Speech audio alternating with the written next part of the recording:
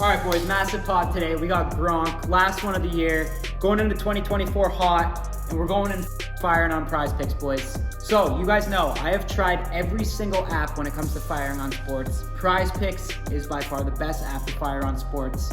Instead of choosing teams, you're choosing individual players. So each player has a set projection, and you either get to choose more or less than that set projection. So, if you guys are smart with sports, if you know what players are going to perform on what nights, no brainer. Download the Prize Picks app, try it out. Trust me, all my friends are blowing me up about it. We love using it. Prize Picks is available in 70% of the United States. It's available in Florida, California, Texas, and we got you boys on a code. For first-time users, code NELK.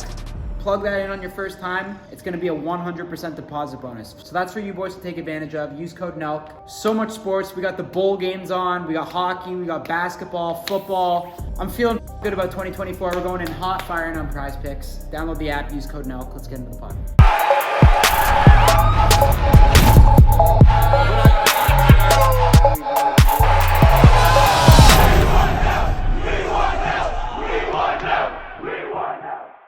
What's good, boys? What's good? Another episode, Full Send Podcast. We got a legend coming in, Gronk. We're at shout out to Dave Grutman. We're at Casadona, brand new spot in Miami. The spot's fire, right? Yeah, I love it here. Big terrace, right on the water. It's beautiful. You partied here before or no? I have. The How opening. was it? Sick. Really A lot sick. of sexy chicks? Yeah. Yeah. One of the better nights I've had in Miami, to be honest. Yeah. If you guys are like, you guys know we party in Miami a lot, so you guys got to check out Casadona if you come here. Any of Grutman's spots. Gecko is fire. What else is lit? Obviously the other ones. Poppy Steak, Komodo. Poppy Steak, Komodo, Gecko, Casadona. Oh, Strawberry Swan, Strawberry Swan. Moon. He has a lot of It's a spots. lot of spots, Strawberry bro. Moon. Just search up Groot Hospitality. Just hit only those spots when you come to Miami. But what's good? How's the dial going? It's great. Day Day 8. eight. I'm You guys impressed. saw, we announced on our stories we're doing a Nelk Boys Classic Physique Challenge. So basically March 9th, which is UFC Miami, we're all going to do like a Nelk Boys bodybuilding show. We'll make it on brand like Nelk and shit. Wait, but what do you mean?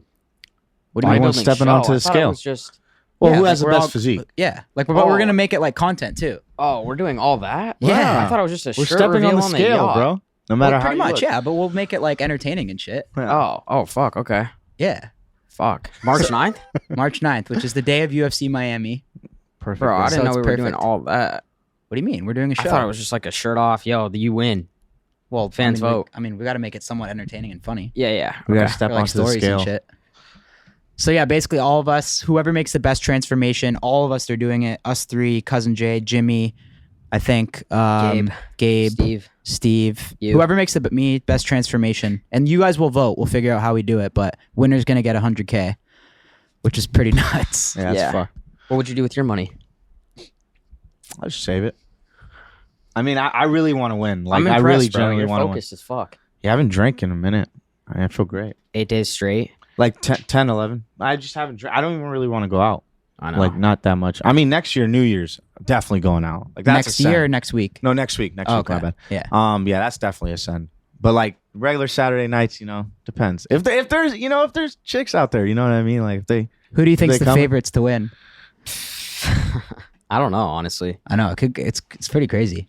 I think It's it's in pretty between even. gay. It's really like it's whoever really dials in. That it's like Jimmy could do it, but I know he's not going to dial in on his diet. That's the thing. You could work out as hard as you want, but if you don't diet, you're not gonna do it. So it's who's gonna really stick to that diet. I can't see you doing that. I can. I don't know. I woke up feeling different this morning, bro. Good. I've been on watching like inspirational shit. Like what? David Goggins? Shout out the Trent Twins, bro. I love you guys. Have you ever watched them? The Trent They're my Twins? favorite guys ever. I've seen their channels. Oh yeah, I met one of them. Yeah, I just woke up No. this morning and wanted They're to fucking funny, yeah. take Forgot. steroids and blast the anime music, and Really? I'm ready to go. Yeah. Those guys are cool. I remember meeting them at Prize Picks. Yeah. No, it is diet. But though. it's that's also key, it's bro. also what's in right now. Like being fit and being healthy is so in. Yeah, it's and in. like being like that douchebag at the club, wearing chains. Well, it's not getting necessarily drunk being a is not the- douchebag. You're healthy. You look good. You know. Yeah, but I just think the vibe is now like that's what's in and cool. Yeah. And probably a better life decision. Yeah, of course. No shit. Well, both. We're still gonna rip the club, but yeah. Yeah. We're probably gonna. It's a healthy balance. But it's better now because when you only go those let's say you go once a week or once a month, that experience is probably gonna be 10 times more fun. You're looking forward to it. Yeah. Instead of like going out all the time. And you just have to fucking not like think about chicks, bro. Like that's fucking hard, man. That's No, really hard. I told But, you that's what it is, bro. just become it's asexual. hard. No, it's hard, but like, I mean, it's hard not to think about chicks. Like, It's but like, because, dude, the dial's a full-time job. it is. It is. There's so much that goes into it, and like the one thing that you got to do is you got to sleep good. Mhm. Because if you're doing like 2 a days and you're working as hard as you're working, you got to sleep good. That's why I had a chick over this week. Threw me off. What's up, baby?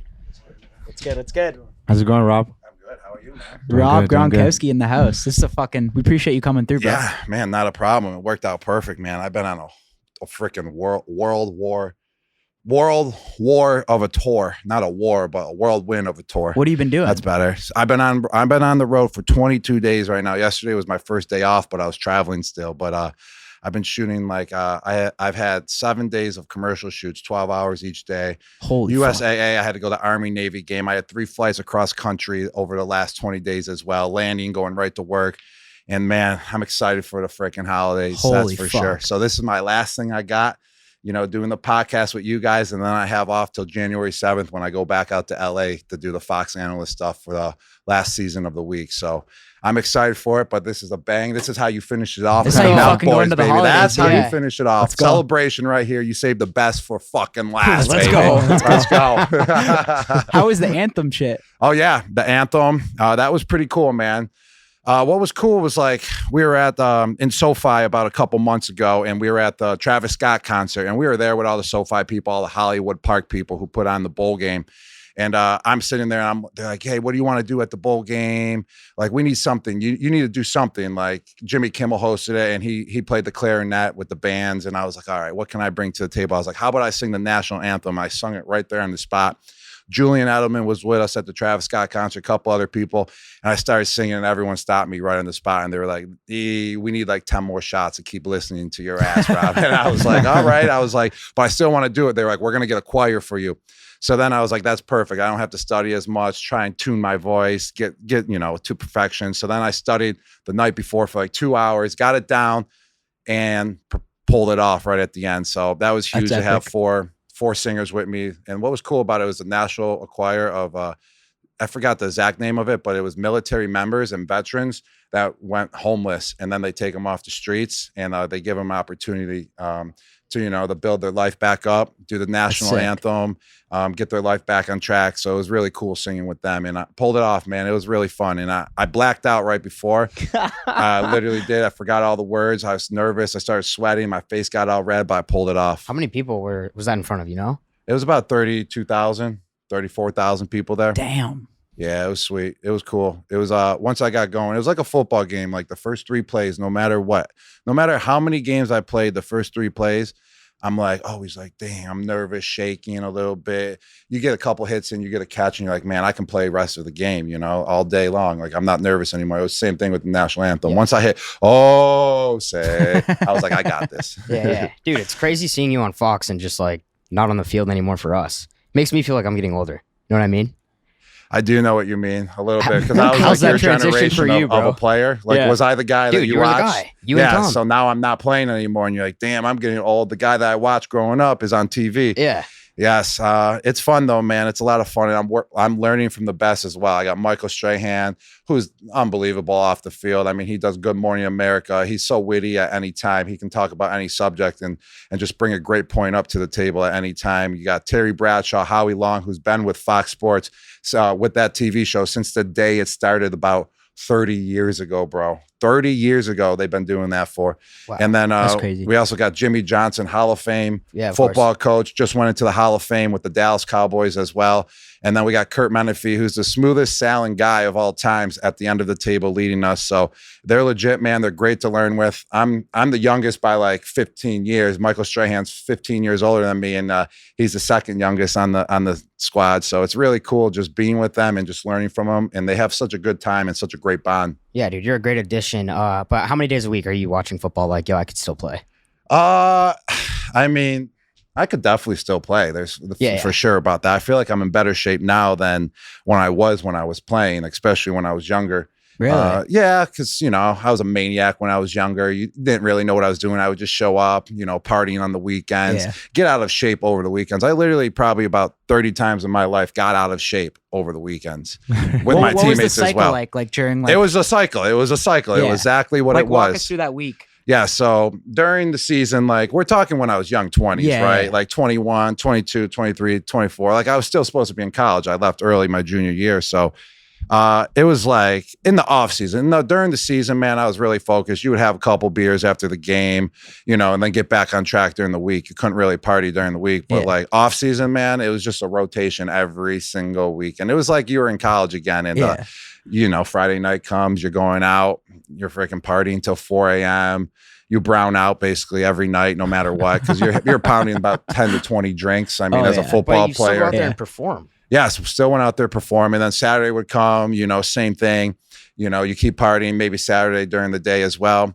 And then Sunday comes and you're like, damn, I feel like ass. Like, how am I going to run tomorrow? So you pound like literally 200 fluid ounces of water.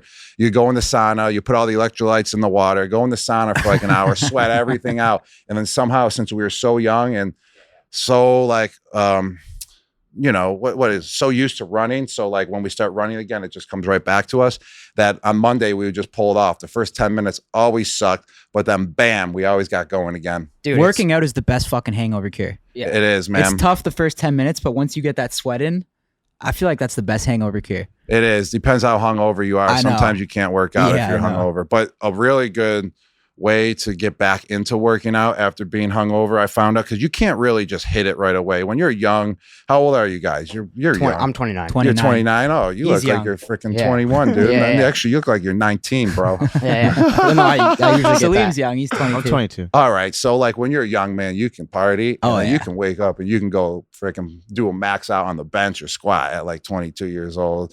And then when you start getting older, you start feeling like you can't wake up anymore and just hit the weights. But the technique now is, I figured out, is that if you're partying and you want to get that workout in still, it's hot yoga. Just sweat it all out, but it's not too much pressure on your muscles and joints. And then the next day or two, then you can start lifting again. Damn, hot yoga. Yeah. Gotta try that. Yeah. You went to U of A, right? Yeah, University of How Arizona. the hell was that? Because that's one of the most top party schools. Yeah, it was awesome, dude. I loved it so much. And everyone always asked me, like, how the heck did you get out to the University of Arizona? And to make the story short, my dad sells fitness equipment. He's been in the business for 30 years now. He went on a road trip, those conventions where all the fitness people, all the same people that do the same thing. They met up in Vegas, and then he met a friend there that does the same exact thing as him, who went to the University of Arizona. He had stores in Arizona. So he kept telling my dad, bring your kids out to the University of Arizona. I'm an alumni. I'm a booster there. So then we wanted to get recruited. He got us in the door. So we went there, took a visit, and I was like, damn, this place is dope. The campus, the weather, the pools, the women, the chicks, just everything, man. It was 90 degrees out every single day. The weather was just legit. It was my type of atmosphere. Yes, the football program was up and coming. They just got Mike Stoops as a head coach, but let me tell you, like, it was meant to be to go there. I mean, I knew the football program was average, and I knew that no matter where you go, you're going to get looked at no matter what. If you're good enough to make it to the pros, you're good enough to make it to the pros. So that's how I got to the University of Arizona. My brother then transferred from the University of Maryland, met me at the University of Arizona, bro, and we had a great time, man. It was the two and a half best years of my life. You guys must have been a fucking threat there. Yeah, we were a threat, that's for sure.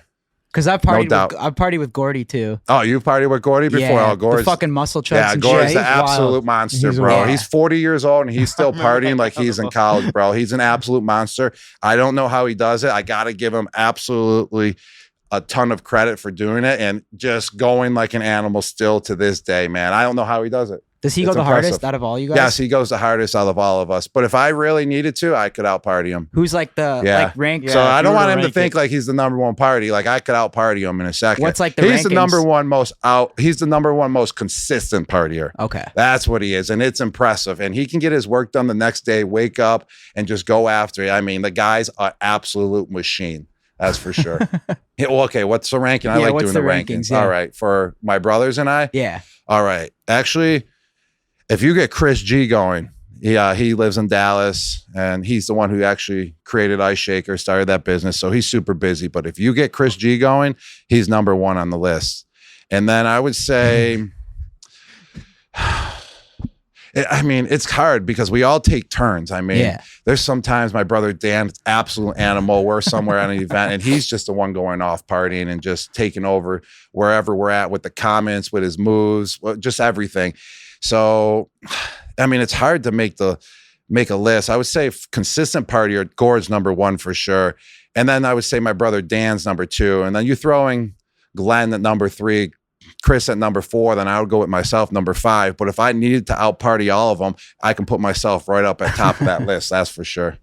Yep. Dude, I always think about just your guys' team with you, Edelman, like, and even Amendola. So you have three guys who all like to party, but you have the most disciplined coach and quarterback. So how do you balance that? And how do they, like, did they let you live your life, or did they get involved? No, they definitely let us live our life, but we always showed up, man. We were still super disciplined. I mean, don't let people were getting fooled a little bit, like, oh, they're always out, but we weren't always out. It was just like once a week when we knew we had the next day off as well, when we knew we had enough time to recover and get after. And I would say it kind of helped us be the players that we were. I mean, you got to be a maniac off the field to be an absolute maniac on the field. Imagine just every day going home and not having fun. I mean, I feel like we wouldn't have brought that type of attitude to the field without going out at night as well. We knew that was a treat to be able to go out and have a good time and be the big man on campus going out in the city of Boston. But just overall, Danny Amendola and Julian Edelman, man, they're absolute dogs on the field, off the field. I love them to death, man. And they're absolute maniacs too. It's just incredible, just for their size, just how much power that they have.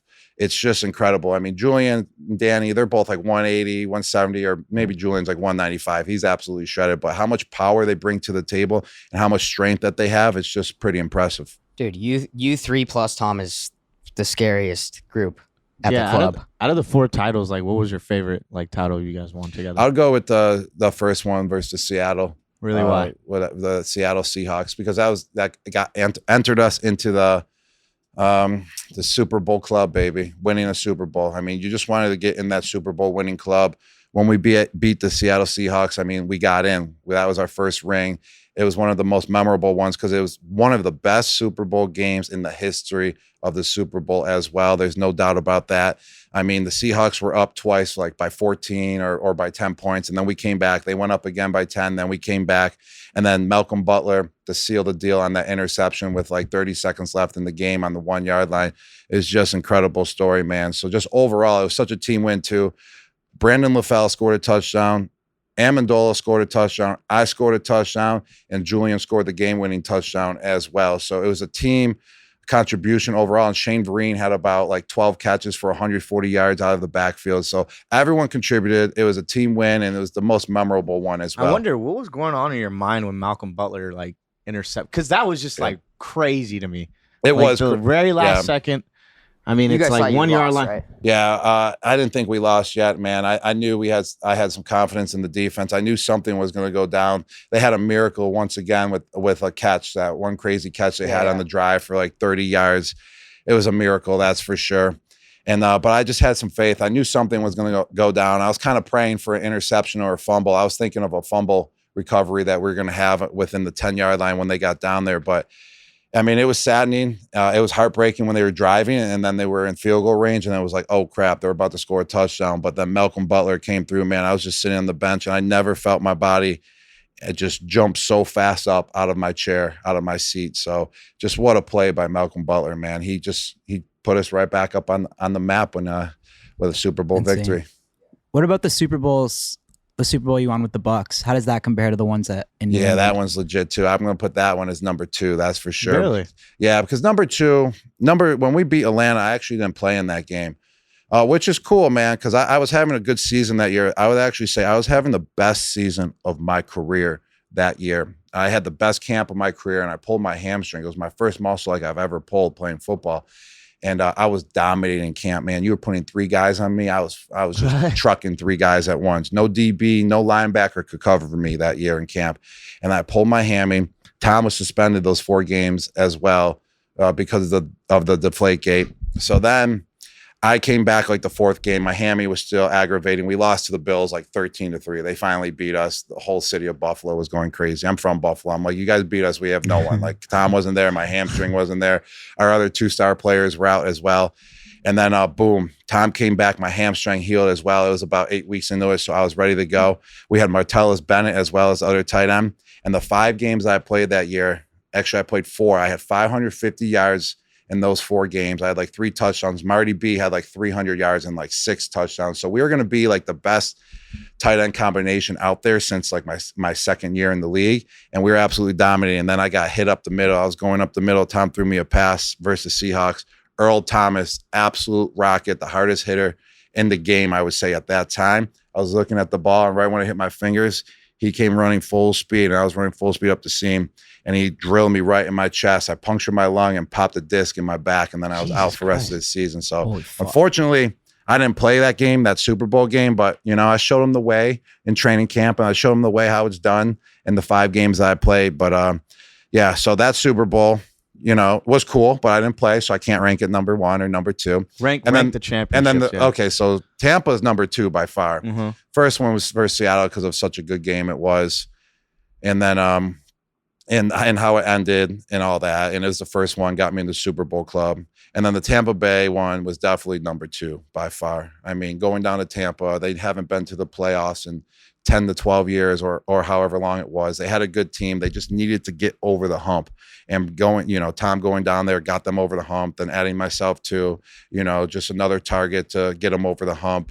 And then we had a season, we were 7-5 at one point, won 8 games in a row, went on the road to New Orleans, to Washington, and to Green Bay, won 3 games on the road, which we were, I think, not favored to win any of them. And then we had a home game. It was the first home Super Bowl game ever in history that someone's ever won. So the game was at home after winning 3 on the road, and we beat the Chiefs, who were about to go back-to-back as well. So I'm glad we beat their ass, or else they would have like 3 or 4 rings by now. So that was the second best one by far. And then the third Super Bowl ring, I would say, was my last game with the Patriots when we beat the where were they? They weren't the St. Louis Rams. They were finally the Los Angeles Rams at the time. We beat them 13-3 in that Super Bowl. And then that's the ranking right there, baby. Talking about Tom, like, what was your thoughts on him saying the league's like kind of like soft now, like the coaching, the player development? So the only person that can say this is Tom. Like he's saying like how the talent is mediocre right now. Like teams are mediocre and all that. So I kind of, you know, agree with him a little bit, but he's the only one that can say that, because I'm telling you, that motherfucker, every time he hit the field, if it was practice or if it was the game field or if it was a walkthrough, he was on another level than everyone else. So he can look down and he knows when the talent isn't there, because his talent was all the way up here. His focus was always up here every single time he hit that field. And he elevated the play around everyone else, elevated the play of me, elevated the play of Julian, elevated the play of the offensive line, elevated the play of the defense, all because Tom was present. And you could just feel his presence because he was so focused and determined every single time he hit that field. That's awesome. Why do you think he feels that way? Because I feel like the level of competition now, like the league is high scoring. Yeah, I would say he feels that way. I mean, just because he can see the game of football better than anyone else. So he's the only one that really knows that. And I would say outside of 2 to 3 teams in the NFL, like, yeah, you got the San Francisco 49ers. Actually, probably them. They're the only one that's truly consistent right now. But all the other teams, man, they're so up and down. Yeah, Miami, and I would say Eagles. that's what he's truly talking about, is that Tom played at such a high level and a consistent level at the high level. Mm-hmm. These other teams, Dallas Cowboys, Miami Dolphins, they're going 70 points. The next week, 10 points, 5 points, or 2 points, or getting just a safety, and which isn't happening, but it sounds funny. But and then 14 points only. Then all of a sudden they're scoring 50 again, and then winning by 30, and then they're losing again. So I think that's what he's truly talking about, is the consistency of these players. No one's playing at a high level at a consistent rate. I saw Cam Newton did some podcast, and he kind of like threw shade at Brock Purdy and was like, "This guy's not even a quarterback; he's like game manager." Like, what are your thoughts on that? Because, I mean, that guy's having a pretty good season. And he's looking at all these new quarterbacks as just game managers. Like Tua, Brock, you know what I mean? Hurts. I would say that, Brock Purdy is a game manager, but he's such a good game manager that it makes him a game changer. That's how I look at Brock Purdy, you know? And he's got such great players around him. So you can't really ever tell until, like, you know, he's dealing with a wide receiver corpse that is like all fifth rounders. I mean, he's got talent everywhere from the running back position to the wide receiver position, but he's so great at managing it that it's making him a game changer as well. And he's using it to his advantage. I would say some of the other quarterbacks you named, I would say are system players. And I never really thought of like what a system player was until you see them in college, and you see them that they're so good throwing 60 touchdowns a game. Then they get to the NFL where it's a lot more challenging and they can't do what they need to do like they were doing in college.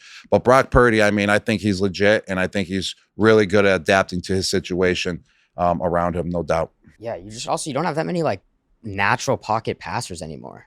You know what I mean? Yeah, you really don't. I mean, the league's changing a little bit with the quarterback position. It's a lot of the guys that can rush the ball as well, that can run on the fly, that can scramble out of the pocket to the left or right, deke a defender that's about to sack them. And that's what you want to see with a quarterback, but you want to see with a quarterback as well. That's why I love Josh Allen, because he's a pocket presence. He can throw the ball in the pocket, and then he can just zip it out whenever he can. And that's what makes Patrick Mahomes so great as well. And I would say those are the really only two that have a true pocket presence that can throw the ball when they need to, but can also scramble. And that's what makes them so lethal. If Tom could run the ball at all and had some speed, he would have been the most lethal player of all time. He would have been 99 on Madden all over the place in every category. Yeah. What do you think? What made the chemistry between you guys so great?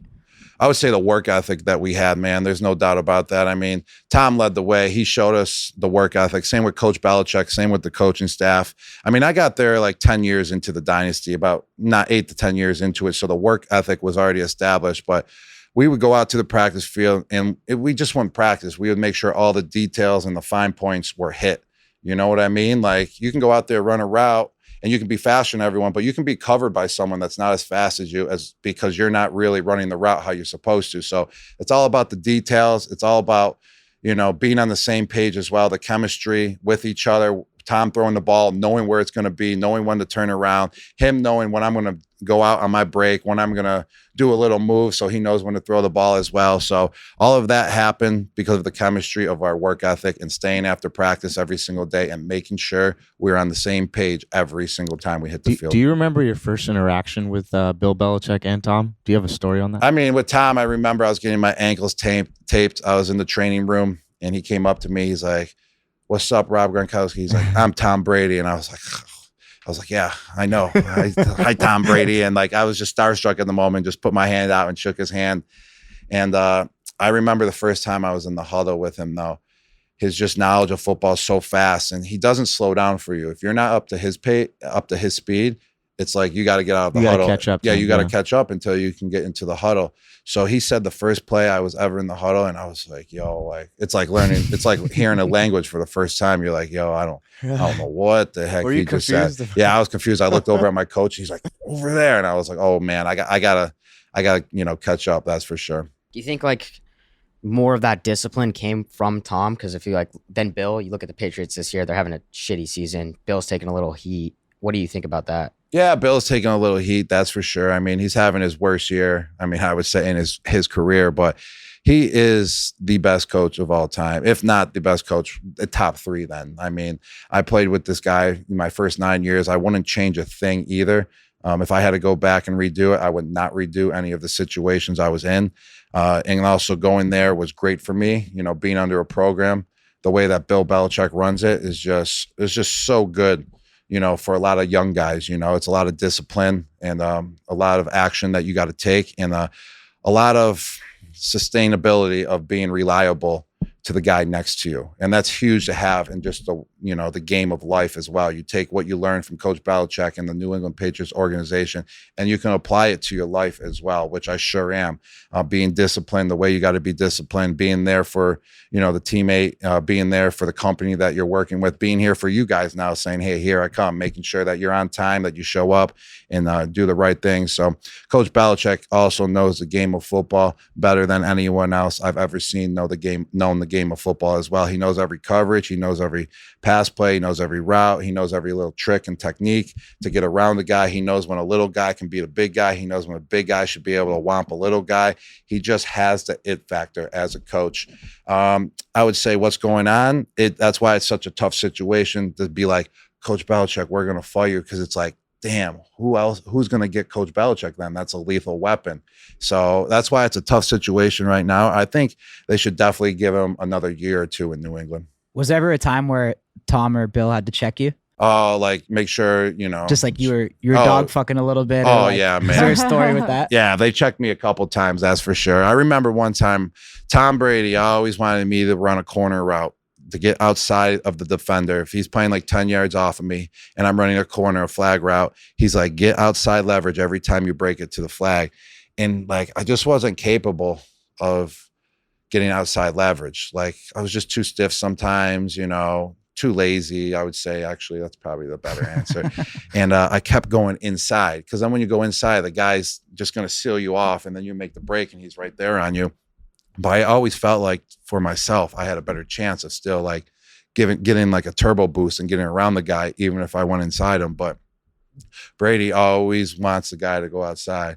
So I went outside again. And then in the practice meeting right after, he's like, yo, I ain't going to throw you the ball no more. He's like, you just keep going outside. Like, what the F? I don't throw to anyone that goes outside on a flag. And then like, he said it like, I was a rookie. It was like, damn, it kind of hurt, but I just really noticed he was really hard on myself as well out there, out in the football field, because he saw, greatness in me, I would say. I didn't really realize like why he was so hard on me at first, because, I'm 21. I want to have fun. Like, I want to go out there, run my route. I don't really, I care about some coaching points, but I never really cared like so much about the details. And then from that day on, I was like, all right, like, I got to show this guy up now, I'm glad he yelled at me. I took it the wrong way at first, but then the next day I finally realized like he's just trying to wake me up. He's trying to get me in the right position so I can be able to go out there and make a play for the team. And then from there, we just hit it off halfway through my rookie year. He was hard on me a little bit more throughout my rookie year, but then it all clicked. And then we just went off from there, man. And the rest is history. Was there like a bonding moment when you're like, you know what, I'm actually like fucking friends with this guy now? Yeah, the bonding moment, I would say was when we were playing the Chicago Bears in Chicago. So Coach O'Brien, offensive coordinator now, just always on top of me, yelling at me no matter what, because they wanted me to be great. That's the understanding I have now, is that they saw it in me as a rookie. I could take it as well. You can come at me, you yell at me, whatever, put me as an example. That's fine, which they did. And I liked it because, it disciplined me. It got me to be where I am now to this day. And so we're repeating this route in practice. And it's a goal line route. So you got to get big. I'm a big guy. You got to be physical. So in practice, they harp on me. You got to hit this route right on the money. It's basically, you're at the 12-yard line, run in, kind of like you're running an over route in the end zone, right in the middle, and then put the brakes on, put your shoulder into the linebacker, get big on him, box him out, and then Tom's going to throw the ball right there, like kind of lower more so the guy can't reach over, and you're boxing the guy out like a basketball play. So we finally hit it in practice, and everyone's flipping out, coach is flipping out. They're starting to gain that trust in me. This is about week 10, my rookie year. And then we go to the game, and we're facing the Chicago Bears, negative 20 degrees, freaking snowfall coming down. You can barely see anything. And we're absolutely putting a whooping on them. And it's about to be the end of the second half where there's like 4 minutes left. That play gets called. And Tom looks at me, he goes, this is it. And I line up, and I'm like, this is make or break for me my rookie year. So guess who the linebacker is I'm going one-on-one with? Brian Urlacher, the best linebacker, most physical linebacker in the league. I go down 3 yards into the end zone. Boom. I post up Brian Urlacher, put my shoulder down, turn around. Boom. The ball's right there. Make the catch. And we just started going crazy. That's when I gained the trust of Tom Brady. And then from there on out, I played every single play with the New England Patriots. That's sick. Yeah. And Brian Urlacher was trying to complain that it was a flag or push off, but it wasn't. He was a beast, though, man. Much respect to him, man. He was the most feared linebacker. It was just a blessing to be able to just have a big moment like that versus such a great player. All right, boys, we're gonna interrupt the pod real quick. This episode is sponsored by Manscape. And you guys know we don't put anything on this podcast that we don't actually fuck with, but I fucking love Manscaped. Look at this fucking razor, boys. It looks like fucking Elon Musk made it. It looks like a fucking Tesla razor. This thing is fucking unbelievable. It comes with everything you need. It's got the different trimmers and the different lengths for everything. It's good for your fucking bush and it's good for your face. I'm not sure if you're supposed to fucking mix and match it like that. I do it. I don't give a fuck. Best razor of all time. What I love about Manscaped too is it's a one-stop shop for everything you need just to stay fresh in general. They got fucking ball deodorant, they got creams, they got fucking butters. So you don't gotta go around to a bunch of different stores on the internet or go shopping at fucking a bunch of different stores. One-stop shop, Manscaped. So go to manscaped.com. We got you boys on a code. Code NELK is gonna get you 20% off the entire site and free shipping. So 20% off, free shipping, pretty fucking good deal. Take advantage of that code. But yeah, boys, the holidays are over. 2024, we gotta rack up kills this year. We gotta wheel birds, and we gotta be staying fresh, you know what I mean? Jimmy Gamble's behind the camera. He's got a big bush. Gamble's, take this home. Actually, take it. All right, Take, I got have it. another I one. need it. I need it. Take I need Take it. Take it. You can't have a full-blown bush down there, boys. Trust me. Broads do not like it. Stay fresh. Go to manscaped.com. Use code NELK, 20% off the entire site and free shipping. Manscaped.com. Let's go, boys. Who are the most I guess fearful or like guys you've played against, like that are linebackers that you say like Urlacher? Who's your biggest matchup? Or Yeah, your enemy? biggest matchup. Oh man. This was when I was younger. Clip it. Terrell Suggs, man. Terrell shit. Suggs was Beast. a maniac, bro. Just absolute maniac. I mean, guy had arms that were like He this was fucking size, huge. like huge. I mean, strong, mean looking, came with some attitude every single game, talk shit in the media the week prior, every single week as well, saying he's going to rip off Tom's head, saying he's going to rip our offensive linemen apart, rip our helmets off, just whatever he could possibly say to get into your skin. And every time I faced him, I mean, I was young, so I'm 22 years old. So when you're facing That's like a fucking vet nuts. like that, Yeah. you're like kind of shaking a little bit. But he was a maniac, man. And then we started battling it off. I mean, you build up that confidence once you go versus him. And then I probably had about 15 chances, one-on-ones with him in my career at a younger stage. And he got me a couple times. But I remember this one time in the playoffs, I had to chip block him. And he's right there, right next to me. And a chip block is you just hit the guy to help out the offensive lineman so he can't rush full speed. And then I go out to my route because I have a shorter route. And I'm like the last reach. So I chipped him and I sent him flying like 5 yards. And he went flying on the ground. It was one of my most accomplished blocks of all let him time. know? I felt You talked to him a proud. little I bit? felt proud about it. But he got me back. I forgot what play. He got me back. And then he told me, I got you back. And then he let me know. You said he you said a love to little bit talk. more than that, but Yeah. yeah, it was good stuff. Talking gets you fired up. Got you fired up on the field. Yeah, I love when people shit talk me. I love it. How Who's are the your biggest shit How are talker? your chirps? I don't really chirp, man. I chirp like once I really get into it. Like once someone puts me over the edge, and then that's when I start chirping. I feel like it'd be pretty hard to get in your head. Yeah, Or I it'd be mean, pretty stupid to piss you off. yeah. That's what Julian always said. Yeah. Yeah, like don't piss him off, and then you piss me off, and then it's game over. You- It's game over, baby. People always want to talk about like greatness and stuff. When it comes to you, Tom, Edelman, what are some of the stuff that like people didn't see that you guys were doing that nobody else was? I would just say our work ethic, just in and out, man. We would go like, into dive into that. Yeah, we would go into the weight room. We would make sure we'd be strong, stronger than our opponent. We would absolutely be beasting, whatever we had to beast in the weight room, making sure that we were powerful enough, just working on our craft 24/7.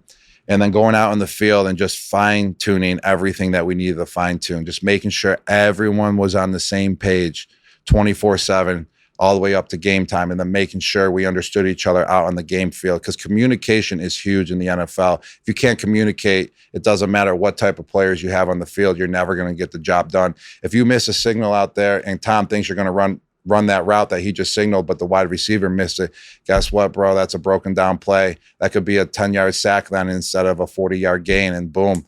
So the mental game of the NFL is just as crucial as the physical game. There's no doubt about that. But we were always making sure that we were on the same page, and everyone picked up each other's slack. If I was tired, Julian would pick me up. If Tom was tired, which was never, which is impressive, we would pick him up, or he would pick myself up, or Danny Amendola would pick us up, or Slater would pick us up, or the defense would pick us up. So we all were accountable for each other. We were all a true team every single time we hit the field, and that's what made us great. Did the pressure ever get to you, or like mental health ever like people talk about that in the NFL, but did that ever like affect you? A little bit later in my career, and that's why I actually retired, man. I was beat up, man. I was feeling slow, like real slow at some points, man. Like I didn't want to go into work. Like going out to practice was tough. Playing in games was tough, and that's when I knew that it had to be my last year. No doubt about that. I mean, it happens too. The grind of the NFL, man, it's vicious, man. You know, you don't really know what's going on with a player. You're getting hit, you're getting beat up.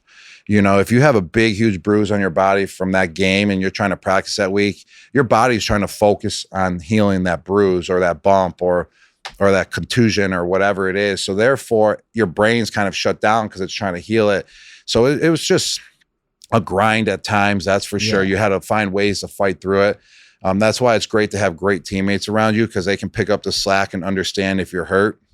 And that's why we were such a great team as well. Like if I was beat down and Julian was, or Amendola or Chris Hogan or whoever we had at wide receiver knew it, they would pick up the slack for me. And then if I knew they were beat down, I'd be like, yo, boys, chill out. I'm going to get every pass this game, or I'm going to take over for us. Like, cause I'm feeling fresh. So it's all about the teamwork, man. It literally is. It's all about understanding each other out there. It's picking each other up as well. But the mental grind, man, you can see it in football, man. You see some guys just lose their shit, man. It's been happening way too much.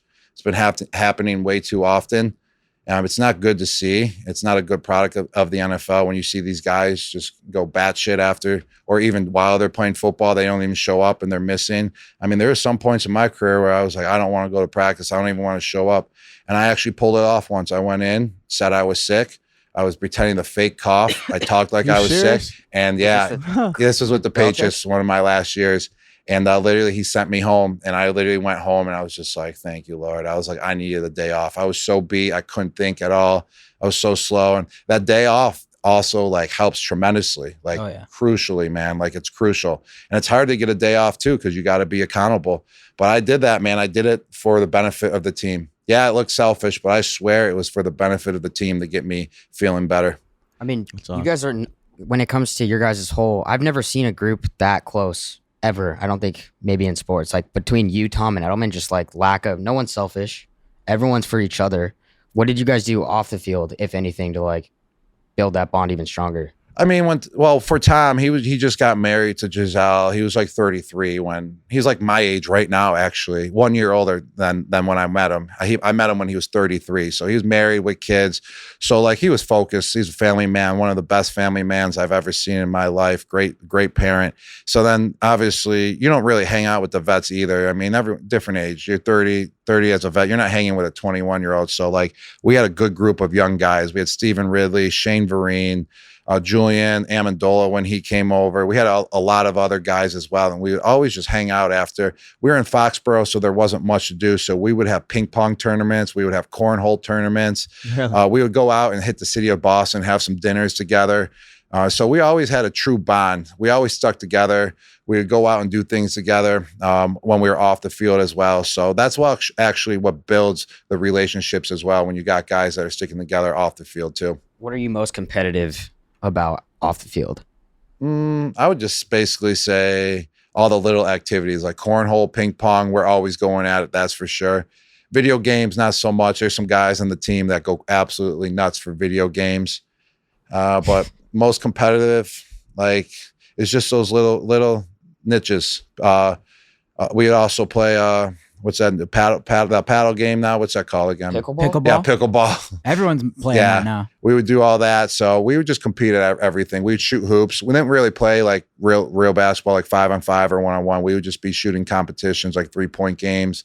And we were just competing at all times. It was just in our genes to compete. Yeah. Going out, we would compete who can chug a beer fastest, who can take more shots.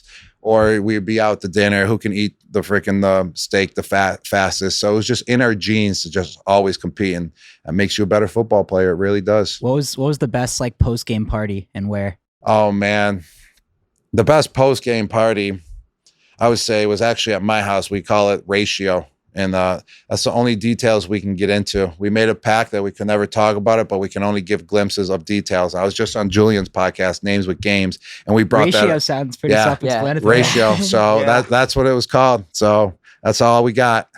That's all we got. Like it sounds, I'm just picturing. I was 22. My second year in the league. It was a good one. That was probably the best one. But we had a lot of good times. You know, just being with the players after the games. We would always go up to Patriot Place. There was like Scorpion Bar. There was Toby Keith's Bar. And we would just all have a lot of laughs and get the back room and just enjoy our time after a game, after a nice win. What was it like when Randy Moss came and joined? Yeah, so Moss was on the team my rookie year. I only played 3 games with him, but he's an absolute legend. So my rookie year, you know, I was just finding my mold, but he loved imitating me. I always like after a big play, I always like did that, like laughed a little bit. And then he scored a couple touchdowns in those first 3 games that we had him. And he'd do that after, you know, just to, you know, mock me a little bit, which was awesome, which is great. I was like, Randy Moss is pretending he's me in the end zone. No one knew it. It was just an inside joke between all of us, but what an absolute legend he was, man. And it was unfortunate. I only got to play 3 games with him before he got traded. What was practice like, seeing Randy in practice, like making crazy catches and stuff? Yeah, it was unreal, man. I had Randy Moss, You have 3 GOATs? Wes Walker, and Tom Brady. Put it that way. That's the offense I walked into as a rookie. And just watching them go was just poetry. It was art, man. Just seeing the way that they practiced, just seeing the way that they went about their business, just seeing the way that they handled themselves. I mean, it was a professional level at the top of the top. And just walking in and being in awe of them, just knowing that you're so far behind, just feeling like you're never going to catch up and be on their level. Wes Welker, Randy Moss, Tom Brady, the offensive line that they had at the time, just you know, just the impact that they made on history already, just is ridiculous. So just being in awe of them, it was a surreal moment, surreal moments, just being in that huddle with them, and just learning a lot from them as well. That's for sure. And Moss, though, he's ridiculous. He's a freak. He's a freak of nature as an athlete. That's for sure. One-hand catches, man. Yeah, it's GOAT, ridiculous. right? Any catch, yeah, man. the goat at wide receiver. I would say probably top 3, right? Yeah. Top 3 or 4. Who would be your top 3? I would say the only thing that Moss didn't have as a wide receiver, and it's not a knock to him at all, is that he was so big and long, is that he just didn't have the underneath game. You know what I'm talking about? Threat. Yeah, he's a deep threat. Yeah. Like, he had to be on the run. It wasn't like he's a Julian Edelman in the slot going back and forth, cutting back and forth. If Moss could do that too, I mean, I couldn't do that. He really I mean, never at my went inside the size. pocket. Yeah. No, he was, really but good he at didn't all. need to. He was a guy that was just an absolute he's deep tall. threat. Yeah. Well, he's Could fast do- as fuck, too. And fast Hella as fast. fuck. Fast as fuck. He would just glide and you'd be like, are you even trying? He beat everybody. Yeah. I noticed that. It looked Yeah. like he wasn't even trying. That's Yeah. what they call it. You got Moss. How to tall me. is he? You Like, got what, Moss. 6'4"? Exactly. He mossed Revis my rookie Yeah. year, our second game Yeah. of the season. That one-hander in the end zone. It was Fucking about crazy. a 50-yard bomb. That was ridiculous. So who's That's your crazy. other 2? Jerry Rice? Yeah, Jerry Rice by far. If you look at his stats, dude, they're ridiculous. Like, ridiculous. Like, I'm always hearing about Jerry Rice, and then finally I was like, because he was young. I mean, I was young when he was playing, so I was like, all right, let me check out his stats. I was like, bro, this guy played like 20 years, has like 20,000 receiving yards, and has like 200 touchdowns. Ridiculous, That's dude. crazy. To be at that level for so long, ridiculous. I would say he's the GOAT. Yeah. What about tight ends? Top 3? Oh, top 3 of like all time? Yeah. Oh man, that's a you know That You you've can seen. put that you've yourself seen. in there. How about that you've seen? that I've seen. Yeah, Should I that- put you gotta myself put in? yourself I in. gotta put myself Put in. yourself in. I'll put top Yeah. 3. We won't do the You don't order, have to do but order. Kelsey's obviously in there. I mean, the stats he's putting up year in and year out, and then I gotta go with Tony Gonzalez. You know, I us knew you were 3 gonna for say sure. that, but Yeah. people sleep on Antonio Gates, too. Antonio Gates is probably my favorite tight end, Yeah. to tell you the truth. Yeah. I love his game, just his niftiness out on the field, just how much swag he had. He brought the basketball style of sure. playing Yeah. to the football field, and he led the way in that category. I didn't have I wasn't like a basketball style type player, but I appreciate it. I was like I was like an offensive lineman playing tight end, but Antonio Gates brought that position to another level by being the first guy that actually Tony Gonzalez too was a basketball player, but Antonio Gates put it to another level, especially with the amount of touchdowns he was scoring, man. Mm-hmm. Speaking of Kelsey, what do you think about all the people complaining about NFL showing T Swift too much? I mean, I think it's great for business. I think it's great for the Yeah. NFL, 100%. That's for sure. I mean, it's actually impressive. She's the only person in the world that I would say can go to the NFL game And have more of and spotlight sell on the out game. the NFL game. Yeah. Fucking Yeah, crazy. or just being in the stadium, which is ridiculous. So props to her, that's for sure. And I think it's great for the NFL, man. There's probably Like- so many more females watching NFL. Yes. Oh yeah. Like it's Oh yeah. Probably Crazy. pretty cool for Travis too. Yeah, very cool for Travis. That's for sure. I mean, I can see, some of the fans, like true NFL fans that course. want a replay every single time, that want to see if the guy caught it, kept his foot in bounds, wants to see the family celebrating. I get it. Like, they're like, get Taylor off the screen because they're true football fans. They want to see football 24/7. They're gonna have her on red zone Yeah. too. If you, Probably, have, if you have big action on the game, and you just keep seeing Taylor Swift, you're probably pissed. Yes, exactly. Those are the guys that are getting mad about it, that are just diehard football fans. You're right. They probably have 8 TVs, every game on at once, every red zone channel on at once. And the second they show her, they're like, what happened with that game? There's a red zone going on. Why is she on? So that's probably, the scenario right there. People getting mad. You know what that just reminded me of is when fucking Tony Romo dated Jessica Simpson. That's like the closest thing that this has ever been to like this situation. Yeah, I would say Right? so. I don't really recall that. I mean, I was Okay. kind of younger, but I do recall that he was dating Jessica Simpson. But were they showing her on TV every single time? A little bit, but it was Yeah. like a big On the deal. jumbotron and stuff. But it was a big deal. Because they always blame like, oh, it's because he's in this relationship, but they haven't said that about Travis yet. Yeah, but no, they haven't. But that's also because of you're in the Dallas market as well. Yeah. It all depends on what team you're on, what market you're in, what type of media market you're in as well. It all depends on what you can get away with, man. True. So in Tony Romo's case, he's playing for America's team. They're going to find every niche to say whatever it takes to get clicks. And saying that it was because of Jessica Simpson, even if it wasn't because of her, they were going to say it no matter what. So speaking of that, the atmospheres, what was the difference, like the atmospheres with the Patriots versus the Bucks, like Tampa? Yeah, it was a total. So less pressure? Yeah, way less pressure. Definitely. I mean, we went to a team, an organization that hasn't been to the playoffs in 12 years, so the expectations were whatever. If we went to the playoffs, that was a successful season already.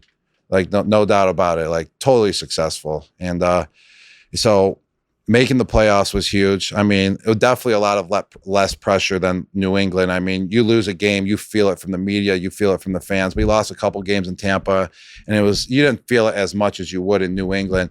And just overall 180. I mean, it was the perfect way to end my career in Tampa. I mean, I love the coaches, love my career just overall, how I had 9 years in New England, then the last 2 in Tampa. Love the situations I was both in, but for where I was in my career at the time, I needed a place like Tampa, and it was just unreal that we won the Super Bowl in the first year as well. Was that a tough decision though? Going there? What was that like? I mean, I felt like I had more football in me. Yeah, I know. Yeah, I felt like I had more football in me when I retired. I was beat up. My mental health wasn't great when I first retired. So therefore, I took that year off, and I was like, I could still do it. I could still play. And I kind of wanted a new situation as well. I wanted to feel like what it would be like on another team in the NFL. Mm-hmm. And also my mom was living in Fort Myers. I love Florida, love the weather, love t-shirts, Best sandals, shorts to just go out. Huge, bro. Yes, exactly. The weather's huge. So it just felt like it was the right situation for me. So it was an easy call when it happened, when it went down. Yeah. But I know this. So you're from Toronto or Ontario or Yeah. whatever, and you're a big Pretty Maple much right Leafs fan. beside you, yeah. Yeah, Maple Leafs. I grew up in Buffalo, man. I So know. I'm kind of a Canadian a little Yeah, bit, you but are. You can I'm hear a it in the Buffalo. accent. I'm a Buffalo Sabres fan, man. We Nice. used to go at it. Rob Ray, Ty Domi. Oh yeah. Yeah, you guys used to beef. Shout out Ty. We were beefing back in the day. They beefed back in the day, and Oh, now yeah. we're beefing right now because you're a I Maple think you guys Leafs just fan. kicked our ass last night, actually. Yeah, the Sabres won that game Yeah, last like night. 8-3 or something. Oh, I knew they were playing. It was bad. Okay, It was bad. all right. Do you pay attention to like NBA, NHL stuff, or do you just focus on NFL? You played hockey though, right? Yeah, I played hockey growing up all the way till my freshman year in high school, and then I was just playing so many sports I had to give up one, so I You gotta gave get up out hockey. on the ice. I would love to get out on the ice, man. Love hockey still to this day. You And play roller ever? roller hockey I played growing up as well. I still got some rollerblades, size 16. Roller's fun. They're like boots, bro. They're like ski 16, boots. Like they're holy actually like fuck. skis. But hockey's the best, man. I'll get out on the ice. Let me Let's do know. it. I love it. Scary, dude. It is scary. With It's you, out really there, for scary. sure. Yeah, I was a scary player. We'll out toss you there. in net, Steiny. Yeah, Yeah, you play nah, net. as long as I don't get hit, I'm cool. Yeah, put all the pads on. Yeah, no, I'll do Yeah, that. the puck won't hurt. You got enough equipment on. Yeah. What do you think? What's your prediction for MVP?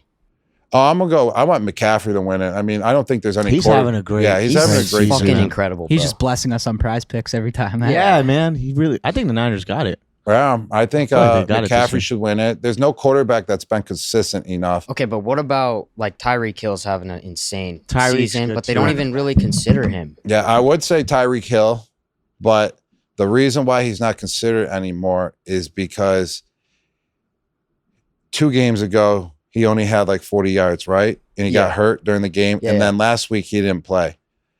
If he played, in order to get the MVP, you got to be like available every single week as well. And you got to put up a ridiculous amount of stats, and you got to hit something like, as a skill player, you got to hit it like a legendary mark, like 2,000 yards. No one ever hit 2,000 yards before. Like AP was the last person to win the MVP that wasn't a quarterback. Yeah. I think he was MVP. He had a record. He had a record-breaking season that year with yards. I think he was over 2K or something. There was something, I can't exactly pinpoint it, but there was something that made him like, okay, we got to give him the MVP. With Tyreek Hill, like if he reached 2K, like you got to give him the MVP. But with Christian McCaffrey, I mean, he's just taking it to a whole nother level, man. And he's scoring touchdowns San left and right. Francisco was a perfect place for him, man. Perfect place for him. You think they're the favorite to win? Yeah, they're the favorite to win for sure as well. No doubt about that. They're fucking good. Mm-hmm. They're freaking real good. Did the Panthers trade Christian McCaffrey? Yeah, they traded Christian McCaffrey. I still think that might have been one of the best trades in history for the 100%. San Francisco 49ers. They hit big time, man. And what did they trade him for? I think it was like peanuts. Yeah. Really? Yeah. They got Deebo Samuel out there too. Yep. I mean, I think they got a great team to win it this year. McCaffrey, yeah. 49ers should. McCaffrey got traded for peanuts though because he kept getting hurt. Yeah. Remember? Yeah, that's what it was. So then they finally got rid of him because they're like, he's not even out on the field, and boom. He's healthy now, and he's just absolutely dominating like no other. Yeah, he is. What's the biggest difference now in your daily life? Oh man. Like, do you just feel way more chilled out, relaxed? No, man. I'm not. I'm actually more busy than I was playing. I said the other day I might go back to playing because I'm so busy right now. But I make my own schedule actually, so that's my fault. But everything that I'm doing is great. I love what I'm doing. The only problem is that it's a lot of travel. I got to travel across the country a lot, so I got to find the niches of being like ready to go off a plane after like a 6-hour flight. And you do that back to back in like 2 days. I mean, the flights can kill you. One flight, whatever. I mean, you can do that. But when you keep going up in the air, going to airports, it gets tough. So that's the only challenge in my way is flying. Other than that, loving what I'm doing, man. Commercial shoots, going on Fox on Sundays, loving it. Just traveling all over the place is the only aspect that I got to stick up to, keep up with and is in my way. Yeah. What have you been up to with the charity stuff that you're doing? I know you're doing something crazy. We saw with the sweepstakes and the... Yeah, so, I started the Gronk Nation Youth Foundation actually about 5-6 years ago. I had such a great childhood growing up with my brothers. We had so many friends in our neighborhood. I had someone to play with 24/7. I had access to equipment at all times, fields, whatever. And I truly believe I got to where I'm at now because of my childhood growing up. And love giving back to the community. Love giving back, to charities as well. And my girlfriend and I, we just co-founded a virtual sweepstakes company called Boomerang. And we're giving away right now the first sweepstakes. Where there's actually 2 going on at boomerang.com. You can go there to enter for them. And Camille, she has a giveaway package right now, and she's raising awareness for Peter Frady's Family Foundation of ALS. And Peter Frady's is a huge icon up in the city of Boston. And she's raising money for that with her package deal that she's doing right now, giving away. And that's 2 Corvettes, a brand new 2023 Corvette and a 1974 Corvette. So you can go to boomerang.com, enter, and we're raising a ton of awareness for that charity.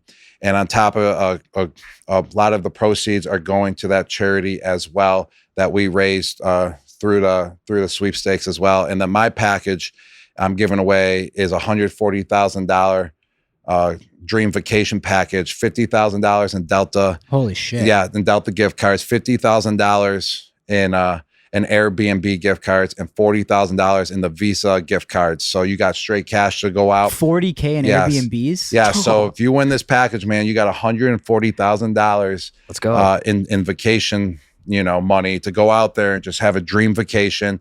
And I'm raising, my charity that I'm raising awareness for is the Gronk Nation Youth Foundation, which I was just talking about, that I started about 6 years ago with my family, because I just want to give the kids the opportunity to succeed, the same opportunity that I had growing up. I mean, friends around me, place to play 24/7, all that good stuff. So yeah, man, it's going good. The sweepstake ends January 1st. We're picking the winner. The New Year's next year, about, I think at 12:01.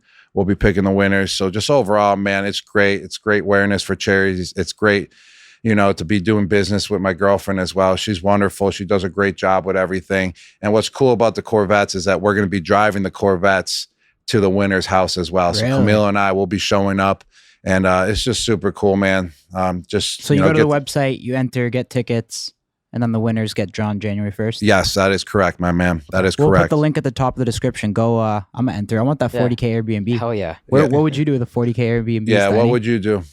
Fuck. That's one night for sure. Obviously, you'd have that's one night. What are you renting, man? Biggest Airbnb you can get. Yeah, the biggest Airbnb. You're just going all out for one night. That's all I'm going to say. Yeah, ratio. There you go. Now we're talking. Where would you go? Probably here. Probably Star Island. Star Island you would go to. Or a little ratio in St. Bart's or some shit. Yeah, St. Bart's for New Year's. You gotta get everybody there. Fuck, it's expensive. No, I wonder if you can run a yacht. Delta shit too. Can you run a yacht with that? With Airbnb? Yeah, with an Airbnb gift card. Damn, that'd be a splash, actually. Yeah. Dude, do you ever think, like, hypothetical, what your career would have been if you just didn't go to the Patriots? Yes, a little bit, man. I was ready, though. I was ready to take over. My second year in the league, I told everyone that I was going to be the best tight end in the league. I told everyone I was about to take over, break some records. I just had that confidence, that great feeling just going into the season. But if I didn't go to the New England Patriots, man, I was ready, though, to make a mark. That's for sure. I always told my brother in college, I'm going to be Jeremy Shockey 2.0. That was my favorite tight end growing up. I loved what he was doing on the field. Unstoppable on the field and also unstoppable off the field at that time. He was getting carried like out of pool parties and stuff. And I was like, that's my man. Like, he brought that attitude off the field. That's why I felt like, we were great players at that time.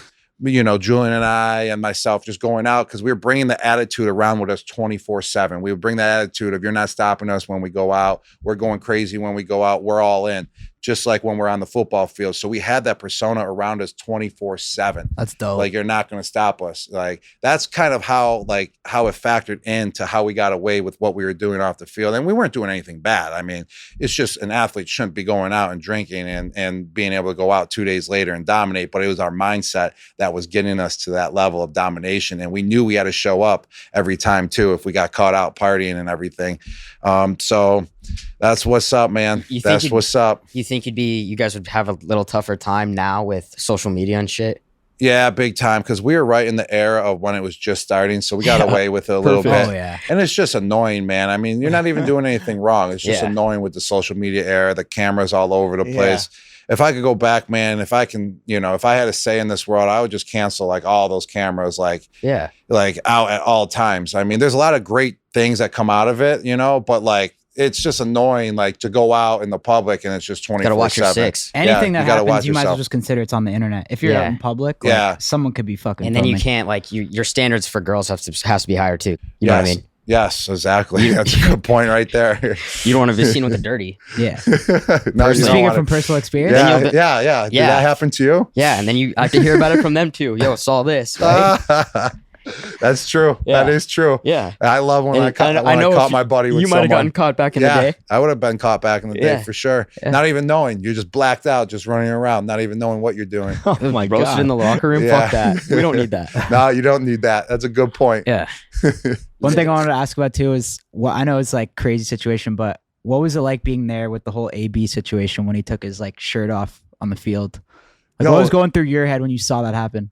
So I didn't see it happen. I was on the field and we were calling a play in the huddle. So everyone on the field didn't even see it go down. I actually heard about it at halftime. And OJ Howard, he came up to me in the locker room. He's like, yo, you see AB? Yo, he just went off. He just took his pads off, ran off the field into the locker room. He gone now. And I was like, what you talking about? Actually, no, I was wrong. That happened after halftime. So it was the third quarter. OJ Howard came up. He's like, I came from the sideline after a drive. He's like, yo, AB just went crazy, man. He just took his pads off, ran away. And I was like, all right, whatever that means. Like, I wasn't thinking like he actually took his pads off, his jersey off, and ran off the field, with his shirt off. So I didn't see all that until after the game, until after I got on the bus and saw it online. And I was like, man, that crazy, man. I think it was unnecessary for sure. The narration, the stories that he puts out there, I think like he makes up in his head a little bit. I mean, it's a team game. The ball's always not going to go your way. I mean, I'm out there as well. You got Mike Evans out there, Chris Godwin. And To tell you the truth, man, he's such a great player as well, such a great athlete. I would say he would have possibly been the best wide receiver of all time if he was still playing. And he's a freak of nature, man. I looked up to him in the locker room with his athletic abilities. I mean, he was ready to go at all times, man, to go out there on the football field, run full speed at all times. Whatever it is, practice, game. It was like, wow, like I wish I was like that. I mean, I'm a big guy though. It's kind of hard to carry myself and be ready to go at full speed every single day at 260. But just the way he worked out on the field, his work ethic, man, it was something special to see. And it's just unfortunate, just how it ended. Yeah. Should we try plugging the sweepstakes thing one more time just to make sure? Yeah. Just the link. Yeah, that's fine. What is it? How do I say the website again? Boomerang. Boomerang? It's Boomerang, but with a V. Boomerang. Yeah. Okay. All right. Well, I think this is a great episode. Guys, make sure we're going to put the link at the top of the description. Go to boomerang.com. Yes, boomerang.com. Enter. There's 2 different sweepstakes packages going on right now. I'm going for the fucking Airbnb gift card. Yeah. Yeah. Straight You up. guys going for the Corvettes? Yeah, I feel like you I'm like going for the fast cars. Corvettes. Yeah. Yeah, down here in Miami, Yeah. I hope you guys win. Yeah. That'd be crazy. Rent the That yacht would in be Miami. crazy. Can we go out one time or? We'll go out. If you win, we're going out in the Okay. Corvettes. Okay. Actually, if you win the Corvettes and you win the Airbnb package, the Dream Vacation package, we're all going out for a couple nights Can you together. get go. unlimited tickets? Like, can you get Yeah. as much as you want? Yeah, you can buy as many as you want as well. Mm-hmm. All right, let's ball Hit the out. fucking link. Let's go. All Gronk, right. you're a legend. Thank you, bro. Yeah, Thank thank you, you, guys. Thanks Thank for you, coming, Rob. bro. Yeah, Nauk boys, baby. It's great Let's to go. sit down with Let's someone go. like Let's you. go. Fucking, You got us all motivated. Yeah. Yes. We need to Let's work go. on our fucking bonding. No? I think you guys got it. I think we bond enough. Yeah, you guys got it. Yeah, Okay. we gotta work on the discipline shit now. Oh, yeah, We yeah. have Yeah, the the bonding. discipline. We have the bonding down. I mean, what bro. type of discipline you guys need? What are you looking We're for? on what, March We just 9th? announced this thing, so all of us, like Steve, everyone, Yep. we're doing. We've all been trying to work out a little more. So March 9th, we're gonna do like a bodybuilding show. There Whoever you go. makes the best The best transformation physique, yeah. is gonna Oh, win all 100K. right. So you guys need some discipline. I mean, I Yeah. think I'm good. Steve's He lacking needs it. right now. He's been drinking a lot of beers. It looks like, right? He's been Yeah. drinking. He's dialing in though. We're Yeah, all he's dialing now. in. Yeah, you definitely need that What's some discipline. tips? And some tips, For all right. discipline? If you're working out hard, man, you need that recovery. And I'm telling you, I don't work out if I get like 5-6 hours of sleep only, or like Sleep's 4. key. Sleep is key in order to work out the next day 100%. as well, and in order to hit it. If you don't get to sleep, I mean, you might as well just walk that day or something, because the inflammation in your body it's gonna hurt, man. It's not gonna be able to flush out in time. That's what I've learned throughout my career, is that if I don't get to sleep, everything else goes. And then also, I would fast, man. Fasting is huge too. It gets you ripped. Fasting eats up all Like that. how long? all Like that intermittent junk. fasting? Yeah, intermittent fasting. It eats up all the junk that's inside your body. And eat a lot of protein, a lot more protein than carbs. I'm actually been doing that lately because I've been on the road so much. I haven't been able to rip my workouts like how I wanted to. So I've been eating a lot more protein and less in the carbs. And it's been actually getting shreds me you up. stronger, bro. Really How about has discipline? been. How about saying no? Yeah, saying no is huge too. Saying no is huge. You got to work out the next day, and someone wants to have 5-6 beers with you, you got to be able to say no. And in order to say no too, you got to bring the fucking juice to the table sober. If you can bring the juice sober, then no one's going to try and force you to have 6 beers. It's when you show up to somewhere and you're beat down, that's when everyone tries to force you to drink, because they want you up, So you got to bring up that to that energy level. still. So bring that energy still when you want to say no. Yeah. You got to, with determination, like, fuck you, I ain't having that. Yeah, like something like that. What about if like a chick hits this guy up and says like, "Yo, come out for dinner and drinks tonight"? All right. Now we're in a different situation. You know, we're in a very, And I don't get we're in laid a that very often, difficult too, so- situation. You're gonna have to sacrifice yourself then for that night. That's for sure. So you And don't say discipline for that. You yes, just run not it? for that, but also That's the hilarious. happiness that can be brought to the table from that can outweigh. Yeah, confidence and stuff for the next following weeks. Yes, But what if that it could happen every night? Every night, How do you no, pick it's and not going to choose? happen every night. Yeah, you can't do it every night. Healthy but balance. But if some girl, hot chick is like, You yo, can't say no to that, bro. yo, brother, let's go out, bring me out to dinner, let's have some drinks. I mean, you got to do that. You have to. Yeah, you got to. And also, that's you'll what be, I've been doing, like, though, and it has just been working. how much juice she will bring to you if you can close the deal. Yeah. You'll be ready to go the next morning, no matter what, even if you get 4 hours of sleep. Then, All right, I'm doing yeah, it that way. you'll be baby. stoked. So I'm going by Yeah. his rules. Nice. All right. Good luck, bro. Yeah. Yeah, Oh, All yeah. right. yeah Thank good you, luck. Thanks, Rob. Hell yeah. Great episode. Yeah, Thanks, thank you guys. guys. add us on Nelk Boys because we are posting on Snapchat every single day. All the crazy shit that's happening, we're posting it in real time. It's literally like a daily vlog. We have over 2 million followers on there. It's getting over like 1 million views a day. It's crazy. Search up Nelk Boys, add us, because if you guys want to see all the crazy shit that's happening in the fucking Nelk world in real time, Snapchat is the best way to do it. Just want to tell you guys that quick. Let's get back into the podcast.